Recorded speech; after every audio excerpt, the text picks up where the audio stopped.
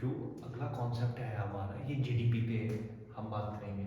और जीडीपी पे मैं यह भी बताने की कोशिश करूँगा कि कैसे जीडीपी पे आपसे सवाल पूछा जा सकता है, कैसे हिमाचल प्रदेश एडमिनिस्ट्रेटिव जो सर्विसेज हैं वो सवाल पूछेंगे, या आपसे यूपीएससी इस पे सवाल पूछ सकता है, या किसी भी तरह का स्टेट पब्लिक सर्विस कमीशन है तो उसका आंसर भी हम करने की कोशिश करेंगे।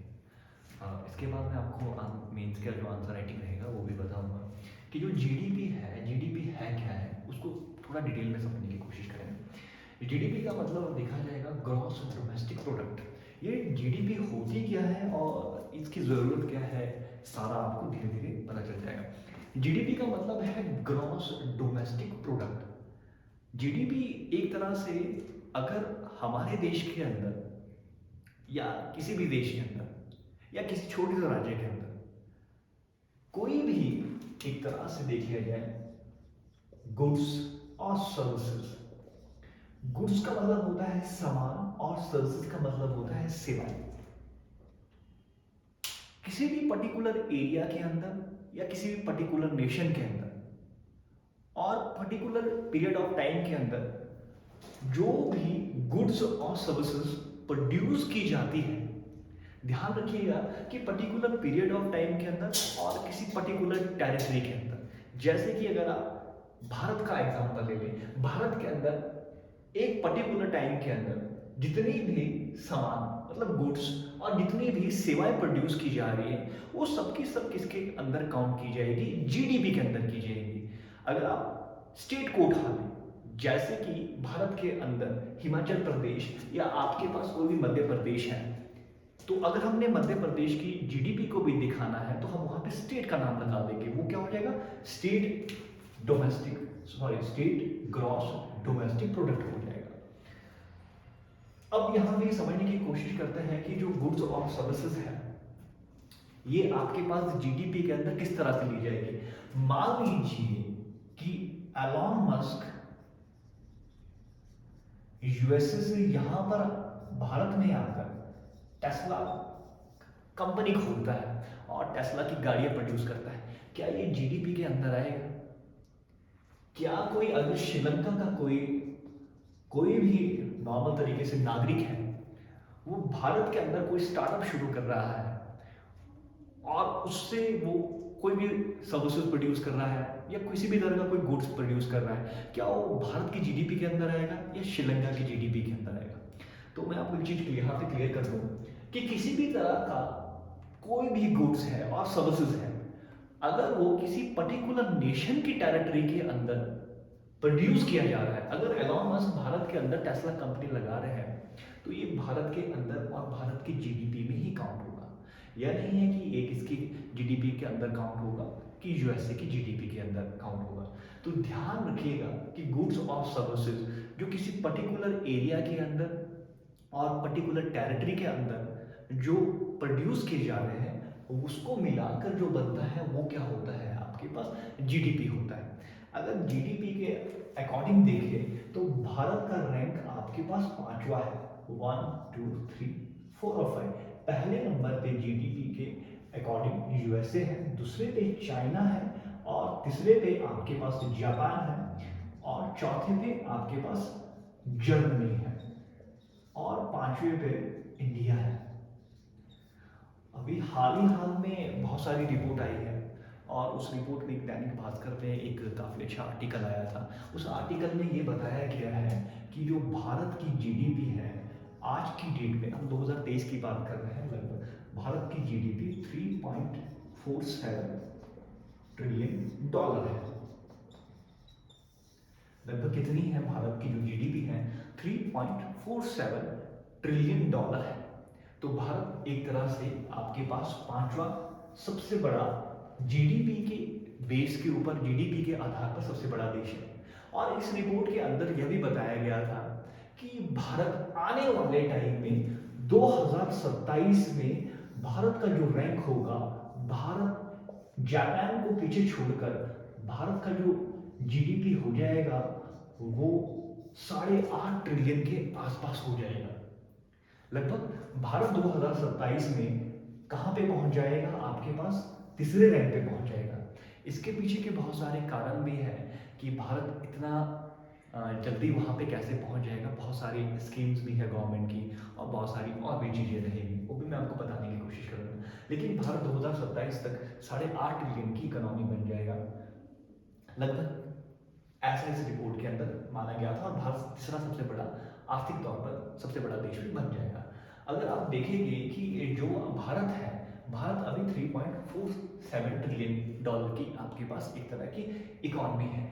अगर आप थोड़ा सा इसको मैं अगर आप कंपेयर करना चाहूँ चाइना के साथ, तो चाइना 2007 में आपके पास 3.47 ट्रिलियन डॉलर का इकोनॉमी था। 15 साल पहले चाइना इसी स्टेज पे था जहां पर आज भारत है। अगर देख ले, चाइना आज की डेट में 18 ट्रिलियन के आसपास की इकोनॉमी है। थोड़ा सा इससे कम या ज़्यादा हो सकता है, आपकी अगर आप चेक करोगे आंकड़ा नीचे ऊपर थोड़ा बदलता रहता है, लेकिन लगभग आज की डेट में चाइना जो है 18 ट्रिलियन की इकोनॉमी है। जहां चाइना 2007 में था, वहां आज अभी भारत एक तरह से खड़ा है।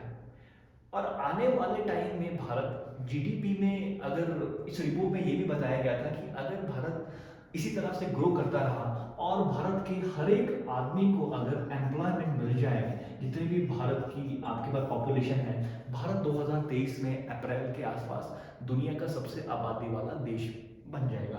अगर भारत के सभी आदमी को एम्प्लॉयमेंट मिल जाता है तो 2047 तक भारत की जो आपके पास जीडीपी है ये 40 ट्रिलियन डॉलर की हो सकती है, ऐसा इस रिपोर्ट में माना गया था। तो ये काफी बड़ी बात है, 14 ट्रिलियन डॉलर की इकोनॉमी हो सकती है। अब इसके पीछे का एक मैं आपको छोटा सा कारण बता दूं कि भारत इतनी तेज तरीके से आने वाले पूरे डिकेड में, पूरे 10 वर्षों में भारत दुनिया पर एक तरह से डोमिनेट करेगा। डोमिनेट करने के पीछे का कारण क्या है कि जो भारत की पॉपुलेशन है, जो यंग पॉपुलेशन है, अगर आप देखोगे एवरेज जो आपके पास एवरेज जो ईयर है आपके पास, या औसतन आयु जो भारत की है वो अभी 28 वर्ष के आसपास है। और अगर आप चाइना को देखोगे तो चाइना की जो एवरेज आयु है ये 39 ईयर के आसपास है। मतलब भारत क्या है, ज्यादा यंग कंट्री है, और जिस देश में यंग पॉपुलेशन ज्यादा होती है वहां की ग्रोथ को स्पीड अप करने में यंग पॉपुलेशन बहुत इंपॉर्टेंट रोल प्ले करती है। और दूसरी चीज ये है कि जो भारत है, भारत में जो लेबर कॉस्ट है, लेबर कॉस्ट भी एक तरह से भारत में काफी ज्यादा सस्ता है। अगर हम चाइना के अकॉर्डिंग देखें तो चाइना में आपको 1 आवर, अगर आप 1 घंटा काम करते हैं तो 1 घंटा काम करने के लिए वहां पे $7 के आसपास आपको पे किया जाता है। देख लीजिए कि अगर आप चाइना में काम करते हैं तो 1 घंटे के आपको $60 लगभग एवरेज वहां पे मिलता है। अगर आप भारत में देखोगे तो भारत में लेबर कॉस्ट काफी सस्ता है, भारत में ये $0.8 के आसपास है। तो आप इसको इसके साथ कंपेयर कर सकते हैं। तो आने वाले टाइम में भारत की पॉपुलेशन ज्यादा है, लेबर कॉस्ट भी कम है, तो ये सारे कारण, और भारत में एनवायरनमेंट भी इस तरह का है, हो रहा है कि काफी ज्यादा इंफ्रास्ट्रक्चर पर फोकस किया जा रहा है। तो ये सारे कारण जो मिलाकर बनते हैं तो भारत की जीडीपी को कहीं ना कहीं आगे बढ़ाने में पूरे 10 सालों में, एक डिकेड में अगर मान लो, तो भारत का ही होने वाला है। अगर आप अब देख ले कि मैंने आपको सारी चीज़ें बताया कि अगर आपको डिटेल में ऐसा सवाल पूछ लिया जाए कभी कभार कि भारत कैसे आने वाले टाइम में आर्थिक शक्ति बनेगा, तो मैंने उसके आपको एग्जांपल बता दिए मोटे तौर पर कि भारत में जो लेबर कॉस्ट है वो भी काफ़ी कम है, दूसरा यंग पॉपुलेशन है, और तीसरा है कि अब आपके पास कुछ गवर्नमेंट की स्कीम्स भी ऐसी है जैसे कि पीएम गति शक्ति योजना है, और स्किल लेबर आपके पास है, तो उसको प्रमोट किया जा रहा है। तो ये कहीं ना कहीं भारत के लिए आने वाले टाइम में एडवांटेज रहेगा किसी और देश के अकॉर्डिंग। अब हम देखते हैं कि जीडीपी का यूज और जीडीपी के फायदे क्या है। अगर इस तरह से पूछा जाए तो जीडीपी का पहला फायदा ये है कि ये हमें पर एनम परसेंटेज चेंज बताता है। कि पर एनम परसेंटेज का मतलब क्या है आपके पास, इसको समझने की कोशिश करते हैं। पहला यूज क्या है, पर एनम परसेंटेज चेंज बताता है। मान लीजिए कि अगर भारत के अंदर 2022 में 100 रुपए के गुड्स और सर्विसेज प्रोड्यूस किए गए, और 2023 में कितने होंगे, अगर मैं पहले मानूं, अगर 107 रुपए के गुड्स और सर्विसेज प्रोड्यूस किए गए, तो आप देख लीजिए 100 रुपए का अगर 5% कितना होता है? 5 रुपए। 100 रुपए का 1% कितना होता है? 1 रुपए। तो इसीलिए अगर पिछली बार हमने 100 रुपए का काम किया था और इस बार हमने कितने का काम किया है? 107 रुपए का। तो हमने पिछली बार से इस बार कितना ज्यादा काम किया है? 7% ज्यादा काम किया है। तो ये क्या हो जाती है हमारी जीडीपी ग्रोथ रेट भी बोला जाता है इसको, कि हमने पिछली बार कितना काम किया और इस बार हम कितना काम कर रहे हैं, तो इसे क्या बोला जाएगा? जीडीपी ग्रोथ रेट भी कहा जाता है। तो ये पहला पॉइंट आपको कंप्लीट होना चाहिए, मतलब आपको पता लग जाना चाहिए। दूसरा इसका यूज क्या है जीडीपी का? ये क्वांटिटेटिव एनालिसिस के बारे में बात करता है। देखिए ये आपके पास क्वालिटेटिव एनालिसिस के बारे में जीडीपी बात नहीं करता है, ये क्वांटिटी के बारे में बात करता है। यह बताने की कोशिश करता है कि हमारे देश के अंदर कितनी सारी चीज़ें एक टाइम के अंदर बनाई जा रही हैं और कितना ज़्यादा प्रोडक्शन किया जा रहा है, उसके बारे में मोटे तौर पर बात करेगा। जैसे कि पिछली बार 100 रुपए का काम किया था, इस बार कितने का किया है? 107 रुपए का। जो कौन बता रहा है हमें? जीडीपी का यूज बता रहा है कि ये किस में काम आएगा आपके पास? क्वांटिटेटिव एनालिसिस में काम आएगा। और थर्ड क्या है? रैंक वाइज रिप्रेजेंटेशन के लिए। दुनिया में अगर आपने रैंक वाइज या अर्थव्यवस्था अगर देखा जाए, मोटे तौर पर जिस देश की इकोनॉमी ज़्यादा स्ट्रांग होती है वो देश हर तरीके से स्ट्रांग माना जाता है। तो ये रैंक वाइज बताने की कोशिश भी जीडीपी करता है। जैसे कि मैंने आपको बताया था, पहले रैंक पे यूएसए है, दूसरे पे चाइना है और पांचवें रैंक पे कौन है? इंडिया है। तो जीडीपी इन सारी चीज़ों के बारे में बात करता है। अब आपको यहाँ से क्रिस्टल क्लियर हो गया होगा कि जीडीपी किस तरह से आपके पास बनाई जाती है या आपके पास निकाली जाती है या किस तरह से कैलकुलेट की जाती है, इसके सारे यूजेस क्या है।